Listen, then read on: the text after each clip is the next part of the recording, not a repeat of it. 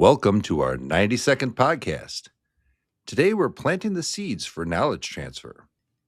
What's one thing you can do now to take tacit knowledge and convert it to performance? Keep listening to find out.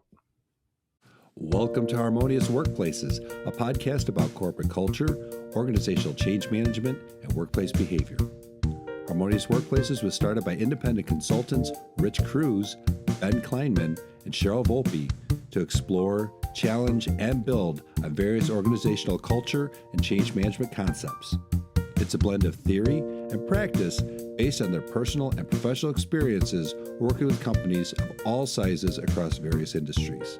If you own a business, lead a team, want new ideas about the corporate environment, or just want to listen to a group of consultants talking about how to make work more enjoyable, we invite you to sit back, relax, and dive in with us to Harmonious Workplaces. Hello, Harmonious Workplaces listeners. Welcome back to our show. I'm Rich Cruz, an organizational development consultant, and joined by Ben Kleinman. Hey, Ben, how are you? Hey, Rich. Hey, everyone. So, Ben, we had an article published. We did, and in large part thanks to you and all the heavy lifting that you did. And we are so proud that we have an article in ATD magazine. Or I guess it's called TD Magazine, the magazine of ATD. And we have an article that talks about planting the seeds for knowledge transfer. Right there on page 18, you can access it online. It's fantastic to be published. Thank you, ATD, for doing that. And we're so excited about it. So we thought, absolutely, let's talk about it. Let's dig in, and not necessarily just to read. We're not going to read you the article, but I think some of the things in there are just gold. So I'm excited. This is great. Well, maybe what we should start with, Ben, is why did we write this thing? you know what we should do with why. Before we start with starting? Yeah. ATD. It's what do you mean? So for those new to the podcast, we always like to toss around acronyms and kick around all these acronyms that everyone thinks you should know, but you don't. And so we like to call people out, mostly ourselves, when we use acronyms and try to define those up front. So we're not too jargony. So right off the bat, we've already gone down acronym path, and that was you today, right? You started the acronym, because we wrote an article in TD Magazine for ATD. Yes. So that's the Association for Talent Development, right? Yeah. TD Magazine is the talent development magazine. I'm never going to get tired of showing this cover and our article in the magazine on page 18. So Association for Talent Development. Thank you, TD Talent Development Magazine. That's fantastic. I don't think our article starts off with any jargon. We use real words to plant the seeds for knowledge. That's right. So we do try to eat our own dog food on the show. Right on. Yes. Absolutely. But now that we've cleared that out of the way, and in all seriousness, so you raised a really good question. So why did we want to write this? Why did you come up with the idea? How did you come up with the idea? I think it was all three of us that So Cheryl Volpe, absolutely. Yep.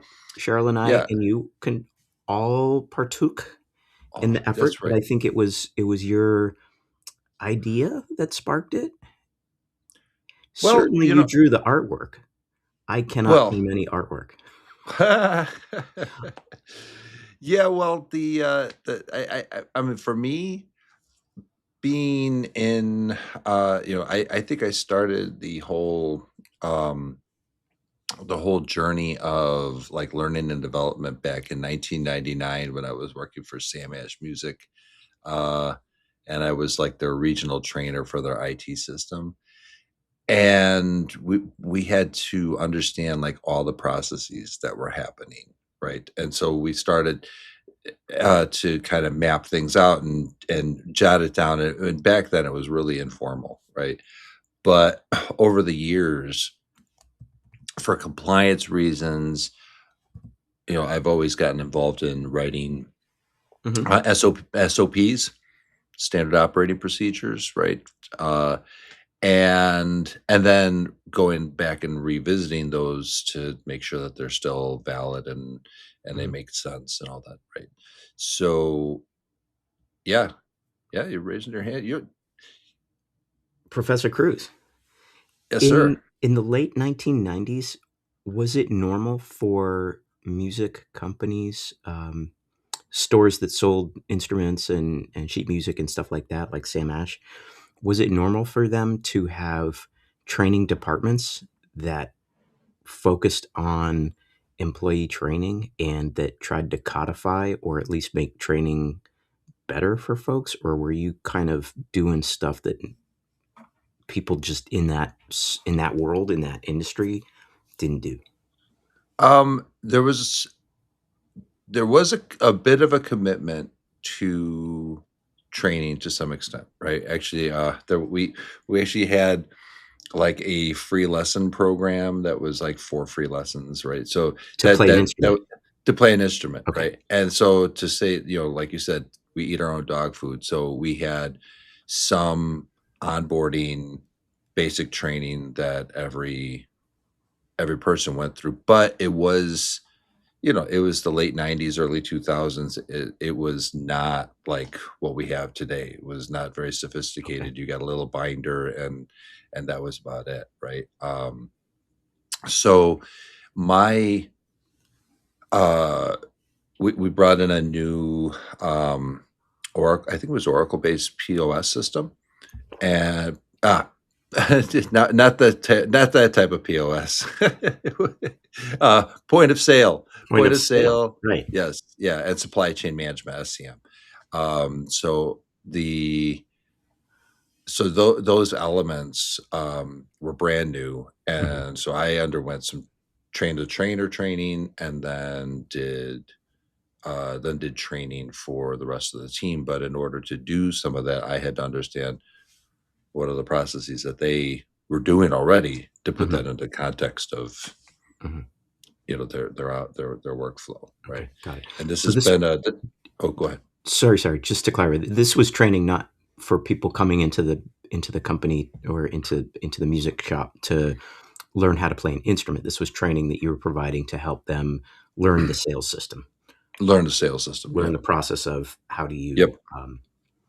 process how do you manually or digitally get the item that the customer wants through and processed and have the customer pay for things. Yes. Okay. On screens that were those old amber colored screens, right? I mean, this is how far back that was. So Yeah. yeah, nothing that was very high tech, but still very technical because there was a lot of coding involved. And yeah, it was a Mhm. strange time, man. But again, I've seen this through, like, I don't know about you, Ben, but I've seen this through like my entire career where, going through change. I mean, that's one of the parts of organizational development that I've always aligned with, is that you have to understand what the new norm is going to be, and then put that into context with what people are used to using, if that makes Yeah, sense. absolutely.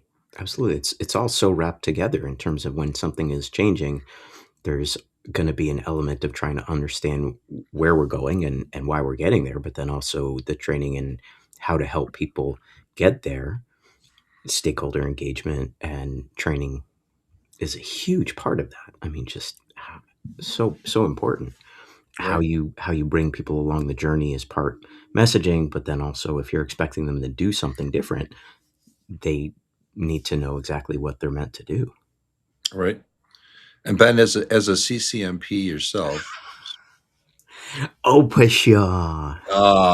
come on. Yeah, Ben is a certified change management professional through the Association of Change Management Professionals, ACMP. Yes. And in It in is so your new, the paint is dripping off it still. my Not quite dry certification. yet. The industry, actually, it's pretty cool. Maybe we do something in February 11th, I believe, is the 15th year anniversary of the Association for Change Oh, Management is that right? Professionals. Okay. So maybe we do something to dovetail with some of their activities around then. Maybe that would be a good day to talk about the future of change management. I love that. That's very cool. All Faithful right. listeners, putting a bug in your February. ear for that one. Right on. So either Well, we can as skewer the industry or the industry can skewer us. Little Benny on a spit right next to one of the gerbils from Herbie's cartoon. Okay, well, so I'm so sorry to derail us, but back to no, that's great. training, and you were talking about change management as part of that. Yeah. You've, I mean, have you done, kind of capturing that tribal knowledge, that, unwritten, undocumented type of um, stuff that's floating out there on how people do things? Yeah, and a lot of times, depending upon the company, it's some of it is more documented than other times, and Hmm. sometimes there's um, less sort of tactile or nuanced knowledge that you need to have. So there's always Hmm. some of that, but a lot of times, if you're, for example, I do a lot of work in the pharma and biotech and med device industry. So a lot of their work is very process driven. A lot of that is written down and people get trained on that. And so there's a little bit less of that stuff like you might see um, in a manufacturing shop where people kind of say, well, when the machine kind of gives a little bit of a vibration, you know it's doing X, or when the machine gets to be a certain temperature, you know it's time to do Y or whatever. Some of that kind of stuff you don't quite have in a lot of parts of Hmm. the pharma world. You probably have a fair bit of that when you're making the drug product or that kind of thing, Sure. but I haven't played in that part of the business as much. So I couldn't say if the people that are sort of combining ingredients or stirring the soup that makes a given liquid or pill that you would take. I imagine there's some of that, but Hmm. I just don't know. But yes, Got it. in general, lots of tacit knowledge. Certainly, anytime I've spoken to people who do sales or who are anywhere Right. near customers, customer service, there's the like you were saying, there's the written knowledge about how do you push the buttons to have the system recognize that we've sold something, or Hmm. even that we've called on a customer, or that we're even planning to call on a customer. Some of that is systemized, but Right. the stuff like when you're on a ride along and the salesperson goes in and say, okay, I know this guy from college. He's a good buddy. We don't have to, get super formal. Right. Or this is a brand new customer, high value target account, potential client.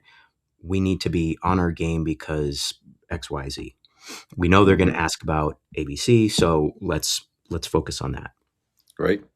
Right. Those kinds of things, yeah, that how you capture that, how you tie your tie a certain way, or how you position yourself, posture yourself if you're meeting a client for the first time or Hmm. presenting on stage or whatever.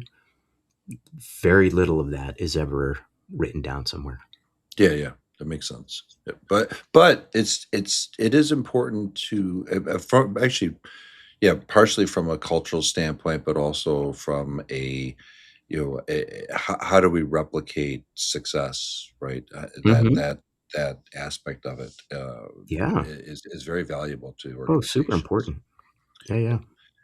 Well, Ben, why don't we do this? Yeah. Let's get into a little bit of the model that we came up with for the article, but let's take a quick break before we do that. Yeah. Okay. That sounds good. Okay, fantastic. I love it. All right, we'll be right back. Meet Hermie the HR Hermit Crab.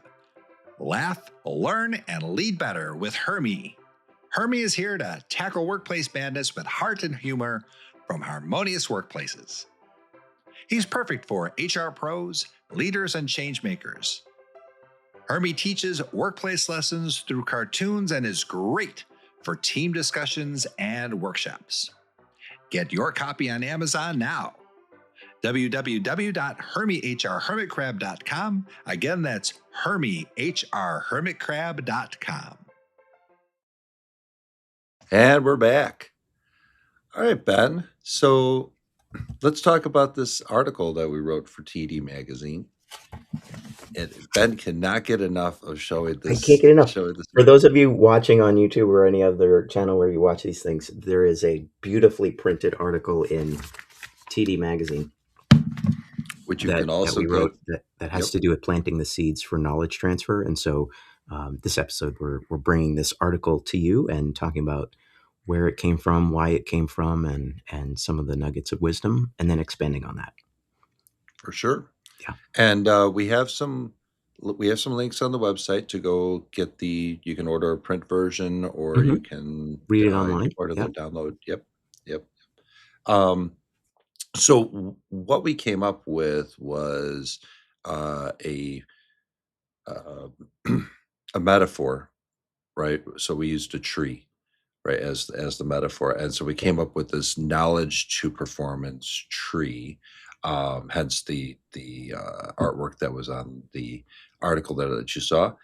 And the first part of this was talking about the roots, the foundation, right? And so we've talked about this before, Ben, but when it comes to just about anything from a strategic standpoint, we have to have vision and purpose. We talk about our objectives that stem from that, right? Our goals, make them smart, right? Specific, measurable, attainable, realistic, and time constrained. Um, Understanding all the systems and processes, and then having a really good solid foundation in the culture that comes from all of that, if that makes sense. Yeah. It's a lot of information that you just bundled into roots. Roots, But it is, yes, right. as you rightly say, it is so foundational and so important that people understand why are we here as an organization? What are we trying to do for the people we serve? What is our culture like? All of those things are Mhm. just critical to have that foundation, that grounding layer.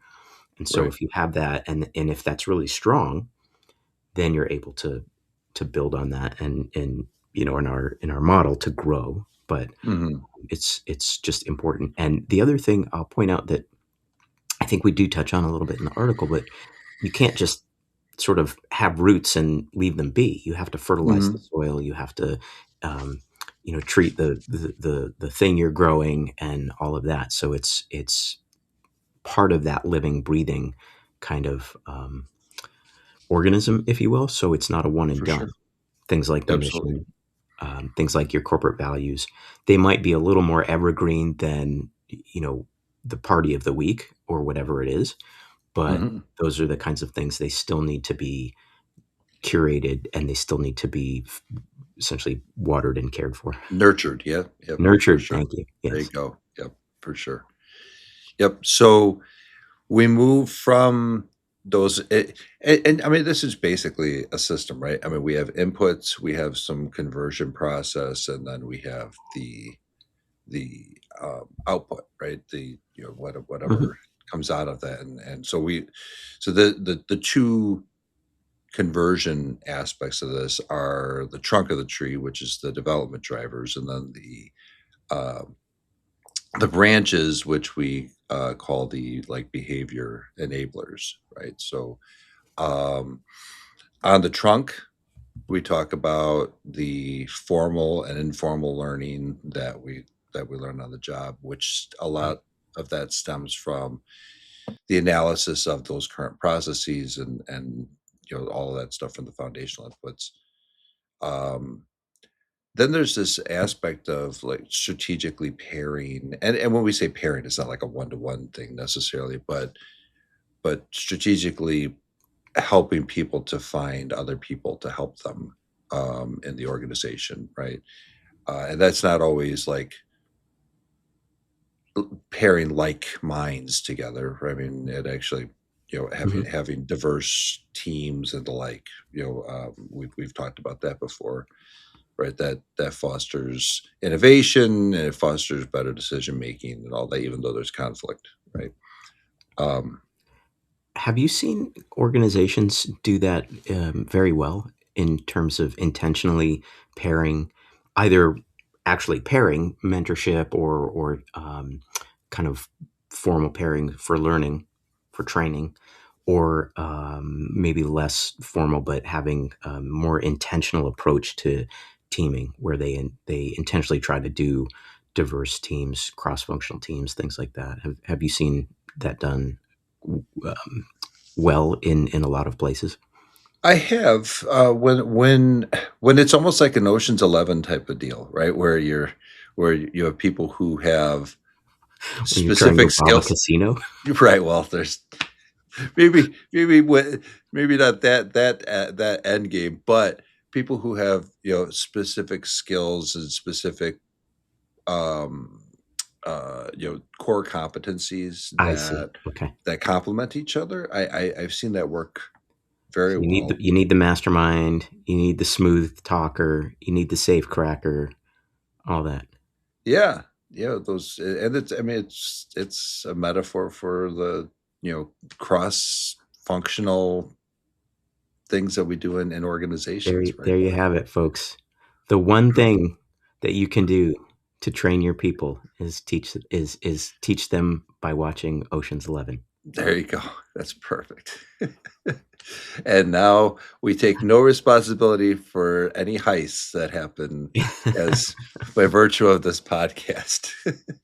Exactly. Yeah. Um, but then some of the other things of that trunk are training mentors, right? So having mentorship first of all, and then making sure that the mentors, to some extent, mentees are have expectations and have some kind of foundational training, Mhm. and then of course having that psychological safety, particularly among the mentor mentee and relationship and within teams, right? So Yeah. that's kind of that developmental driver Right, aspect. right. Especially as you get into those more serious type or harder conversations, what are we going to do with this client, or how are we going to respond to some massive shift in the industry, or Right. the latest financials came in and they are really not great? Those kinds of conversations, you need that level of trust, whether it's a Yeah. mentor mentee relationship, if you're really going to maximize that, or a bigger team talking about a more um, strategic type of issue facing the organization, or facing a given initiative or project or something like that. You do need a lot of trust, and that's fostered through the psychological safety that's you were just talking about, that Yeah. Cheryl has talked a lot about. And those are things that, in this sense of growing roots, building a strong trunk, those are things that don't happen overnight. Those take Sure. time to nurture, to use your word. Yeah.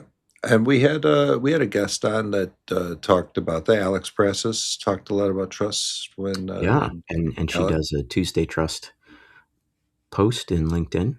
Fantastic stuff Yeah. if you have the opportunity to check it out. She's another ACMP. Is she a CCMP? She's I she's the I don't she's know the if she is CCMP yet. I believe she's on her okay. way, but she Okay. is definitely very, very involved in the Midwest chapter Yeah, of yeah. the ACMP. Right on. So Yeah, but fostering she that has a trust. ton of other letters. She's like you.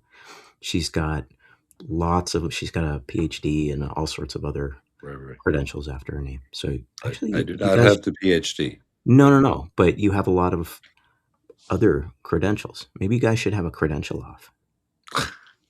See whose list of No, no, credentials no. runs off No, the no, no, no, page. no. No, no, no, no, I'm still trying no. to catch up, so Oh, wow. I'm just Yeah. sort of There's watching that duck race go down the river. not I'm learning my lesson, man. I need to moderate that.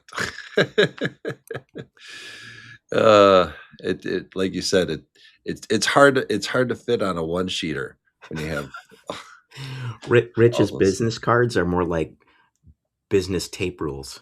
Right. Yeah. Yeah. Stock tickers. Just Oh, that would be memorable though, man, if I was handing those spools out like that. But there you yeah, go. awesome. There you go. All right. Lit Cruise on a ruler. There you go. um so before we go to the break, I did want to talk about the second part of Yeah. this, the conversion process here, which is really Yeah. those behavioral enablers. And when we talk about that in the article, what we're really talking about is the goal setting. So we've talked a lot about goal setting theory, Mm-hmm. and related to those objectives that came from the foundational inputs, right?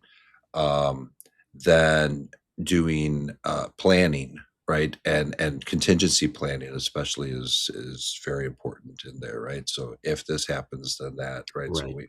Right. so being, somewhat proactive about, what could happen, making sure that we're aligning all of what we do to the strategy, right?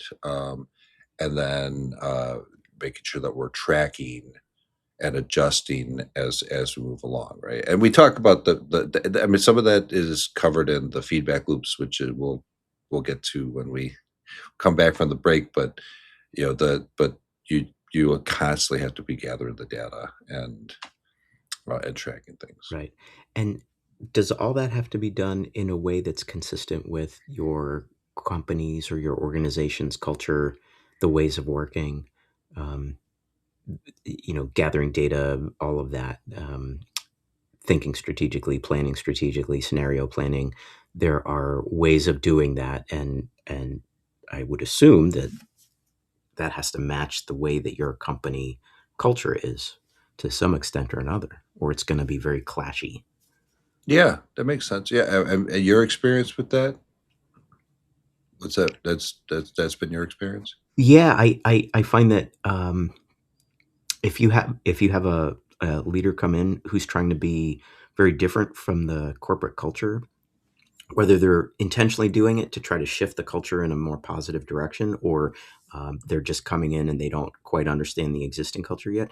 If they are operating in a way that's different enough, enough degrees of differentness from the existing culture, then that Hmm. creates a lot of friction and it makes it hard to maintain that psychological safety, maintain the trust, get the Sure. information they're looking to get when they're doing some of the socialization or strategic planning or rolling out a change, talking to people, trying to gather information formally, informally, that kind of thing. It becomes very hard if there's already a little bit of that um, unhealthy conflict. Hmm. Hmm. That makes sense. Yeah. And I've seen where if we've talked about some of the levers that you can pull for change, and bringing in a consultant sometimes when the consultant does not understand the culture fully, right? And Yeah. tries to Yeah. shake Yeah. things up, it can be Right. disruptive and counterproductive. It can be, and then it can work really well on the flip side because you have That's someone true. external coming in who doesn't have the same kind of corporate lens or organizational history, and they can look at things and say, this industry has moved on since this company was founded 75 years ago. So you need to think about doing things in a different way if you want to stay around for another 75 years. Doesn't mean Yep. scrap the whole thing, but take advantage of X, Y, or Z. Um, Sure. yeah, that's for sure true. And then there's also to be blunt, there's also a benefit of bringing in someone external so that you can, as an internal person, you can point to that external person and say, "Look, it's not me. It's Hmm. external Ben saying we're 75 years old and an old 75 years old, and not a spry 75-year-old company." Sure. So blame him, blame Ben, but we're still going to do a lot of the stuff that they suggest. Uh-huh. Right. Right. Right. So there's Having this, political game yes. there too. Yeah, for sure. All right, Ben, let's do this. Let's take another quick break. And when we come back, let's talk about the last two components Yeah, of the model. So sounds good. we'll be right back. In a world where leadership needs clarity and action, and HR gets left out of the loop, one hermit crab steps in to save the day. only to be shut down by management. From the creators of Hermie the HR Hermit Crab and the Harmonious Workplaces podcast comes a new shell-shocking adventure, Out of the Loop into the Fire, or HR Hung Out to Dry.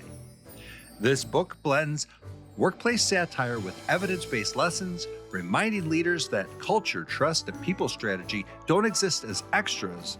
They form the foundation of lasting success. Whether you work as an HR professional, a leader, or just someone who has survived a few too many staff meetings, Hermie stories will make you laugh, think, and maybe even change the way you see your workplace. Purchase Hermie the HR Hermit Crab, Out of the Loop, Into the Fire, or HR Hung Out to Dry, now available on Amazon and Ingram Spark. Shop now at harmoniousworkplaces.com/Hermie HR Crab. That's harmoniousworkplaces.com/Hermie HR Crab. Huh, big change of Fred. And we're back. All right, Ben. So, talking about our article in TD Magazine, we're talking about planting the seeds for knowledge transfer and our knowledge performance tree model. We've talked about the roots, the trunk, the branches, right, which are the foundational inputs, the trunk and the branches being those conversion points, and then the outputs for all of this are the fruit, right? And so the fruit of this is the outcomes and performance, right? So it's some of what we talked about is how effective and efficient the organization is from a management standpoint. That's what we're trying to get to. There's kind of our net promoter score and customer satisfaction. That are we hitting the voice of the customer, right? So using those metrics that we've been tracking in the behavior enablers, right, to see where we're at with regard to quality. There's our level of employee engagement, which we can measure, throughout the course of the year. It doesn't have to be that once a year, performance Yeah, and review. I would argue that it shouldn't be just once a year, in the same way Right. that performance reviews shouldn't be just once a year. And Right. many people will tell you that it's much more valuable to have lots of touch points, even if there's a mixture of formal and informal, than just once a year. Right. Yep. You're just going to get a lot more. First off, you're going to get a lot more information. You have a lot more data points that you can pull from, and you're just going to get a much rounder picture. Yep. And again, that's kind of where mentorship and that comes into play, because you can have mentors keep track of that. Your team leaders can keep track of that. And I do like when organizations do pulse surveys where they'll do these engagement surveys throughout the year, at different times. Yeah, and what's great is if you do those with a somewhat consistent set of questions. If you have that bedrock set of questions, you can track that over time and see how your employee sentiment or your customer sentiment is changing over time. So those are great for some of that feedback, and then you can also just mix that with more informal feedback. The blending of quantitative and qualitative is just it can be so rich. Yep, and that, I mean, one of the things that we've talked a little bit about in the article here, we didn't go super in depth with it, but using artificial intelligence to help with taking these big data sets that we can be building here and making sense of what does all this mean. It's been, I don't know about you, Ben, but I've used it in my work with organizations, and it's been a game changer for a lot of it. Let's dig into that a little bit more. Let me ask you this. Do you want to dig into technology and how that has helped you deliver better change or better training, or do you want to round out our model and then dig into that differently? Because it's it could take us in a slightly different direction. Well, why don't we do this? Because I think this actually falls into it. It leads up to the last components here, right? So going back to the outcomes and performance part, there's innovation and advantage that comes out of, you know, that's some of the fruits, right, of what Okay. we can reap. But the last part of the model here is the feedback loops, right? So this is kind of the circle of life. Yeah, I don't have a Simba to hold up here, but anyway, but the feedback loop of, these surveys and audits and data that how we communicate changes, or and then how do we iterate, right? Mhm. All of that serves to go back and feed the roots and those foundational inputs, right? Um, so that having been said, I think that does tee it up for a technology conversation. Yeah. It's before we do that, it's a really nice holistic ecosystem though, because you have Hmm. all of those learnings then feeding back into how are we doing with our culture? Is our organizational mission still valid? Is our suite of values still being upheld? All of that ties in, and then you just kind of re-nurture those as Hmm. you go based on what you're learning and what your customers are telling you, what your employees are telling you. You nurture all that, you adjust as needed, and then you build, a stronger trunk, stronger branches, all of Right. that. Absolutely. Yeah, so it's a really nice circle of life. There you go. Elton John would be proud. Thank you, But Disney. yes, Okay, absolutely. So, so yeah, if you want, maybe in the few minutes that we have left, well, let's mhm. see how technology has changed that, or facilitated that, made it easier, or maybe made it harder. What's been your experience? Because I think you've done some of that quite recently. It seems like. Yeah. I mean, earlier on, it was. I can't say that there. Anything was as sophisticated as using, statistical analysis, regression over time. Um, any sense of anything being, statistically significant or anything like that, right? It just was. It was more of an art, right, than a science. But in the last few years, especially, I think using um, enterprise resource planning systems, ERP systems, and, to some extent, CRM systems, customer relationship management systems, or contact relationship management systems, and training people to put in all the inputs that are possible, has helped to gather more data, but the analysis of it, right, has always been kind of a tedious process in a way, right? Looking at a bunch of different tables and all that. Mhm. Now, I've been able to take various different data sources and using like things like Microsoft BI, Business intelligence. business intelligence. Thank you. Yeah. And some of the other suites that are out Right. there, Right. right, to create dashboards, give a better sense of what we're looking at, and it also gives us the opportunity to show stakeholders, right, CEOs and CIOs and all that, like, here's what's happening, and here's the, where the degree of change that's happened or whatever, right? So um and now we have these dashboards that they're not just static, right? You can actually change, a time slot or whatever, and show what those changes are over time, which is that's very dynamic, and your ability to do Right. Right. storytelling.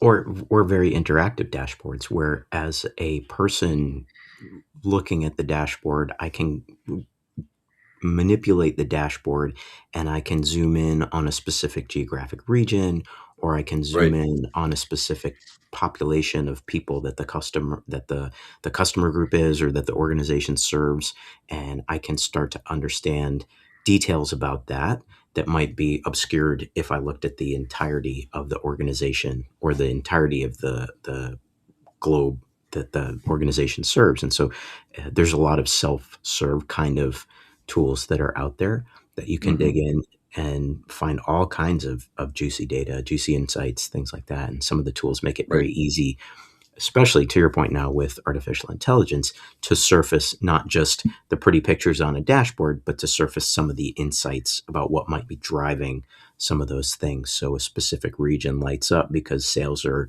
going great. Why is that? What did we do? Did we just get lucky, or is there something that we launched there that people really, really like, and we can take advantage of that? You Right. can start to unearth some of those insights, and that I think starts to get to the real value of having all these data points and databases and dashboards and shiny tools and shiny toys and things like that. Is that you can start to have a faster and better understanding of what might be going on, and Hmm. then I find that you still need to apply a lot of human judgment, and maybe that's also Yes. where some of those cross-functional teams come in, where you need some of that trust and psychological safety to talk about these things with your peers and not just assume that whatever the first thing is that a technology system spits out at you that says this is the reason why something is happening. You kind of do need to have some industry experience or some understanding, or at least a lot of good people that you can trust within the organization to unpack that and see, is that really what's going on, and Hmm. what's driving that? Do we believe that? All of those kinds of things, and then make decisions about how, if you want to amplify that, or if you want to extend that to other parts of the world. Can you? What's the Sure. cost? Things like that. Sure. Yep. Yeah. Well, and one of the going back to kind of what we started with was like capturing some of that tacit knowledge Hmm. aspect of things. The the ability to now kind of at scale be able to do like video to capture like exactly what's happening, Hmm. on the job. Hmm. You can do screen capture video. You can do video where we're on a shop floor. We can see how literally how the sausage is made, right?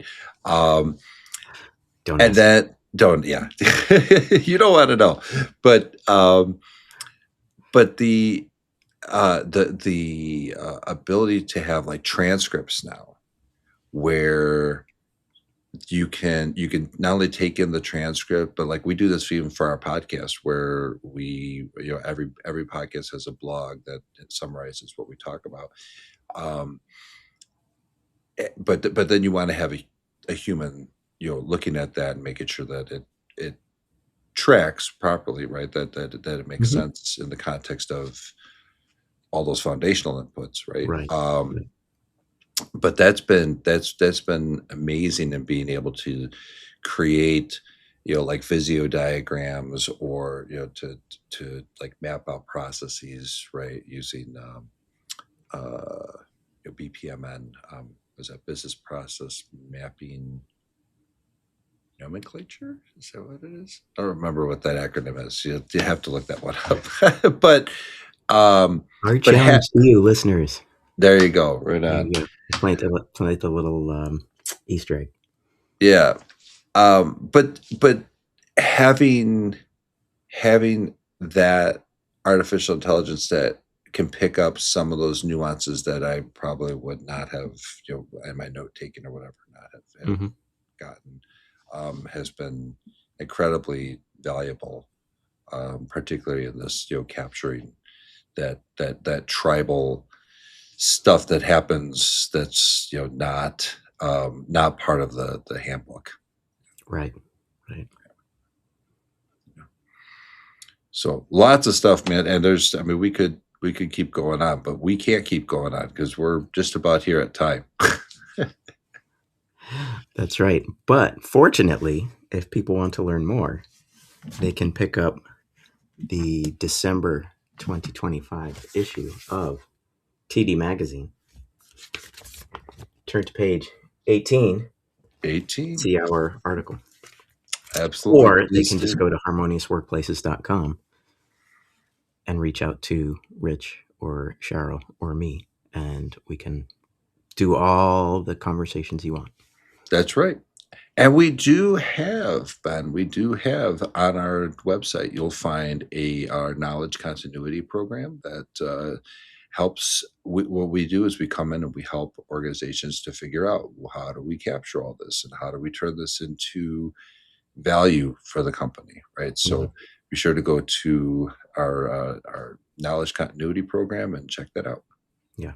And that can help build a different kind of culture if that's what you're trying to do at your organization, For or sure. strengthen the one that you have. Or strengthen the one you have. That's Yeah. right. I think the other thing that I would say about all of this is that we've talked about how it's a holistic system and Mhm. how it's self nurturing.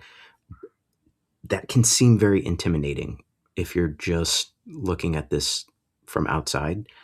You can do bits and pieces of this to get started. You don't have to walk in and boom, all of a sudden you've got 100-year-old tree. You can start doing bits and pieces of this whole thing and slowly build that nurturing system. And so there's a lot of ways that um, we or other organizations can help you do that. That will help you just bit by bit, slowly build up, and then all of a sudden you turn around and you've got 100-year-old tree with great Yeah. roots and healthy fruit. So That's a really it's great not a point, one and Ben. done. Yeah, I actually to further the organic nature of the model, right? Is I love that. That's great because everything's going to start as a sapling and needs to build A up. tiny little apple seed. That's right. You're like rich apple seed throwing seeds across the country. Oh no, I forget how that song goes from the Disney one. I'm not going to do it because of copyright anyway, but all right, Ben. Well, thanks everybody for joining us today on our podcast. We'd love to get your feedback. We'd love for you to get the article and check that out and let us know what you think. And Ben, you wanna take us out Yeah. today? Yeah. In the spirit of all things learning, make change your friend.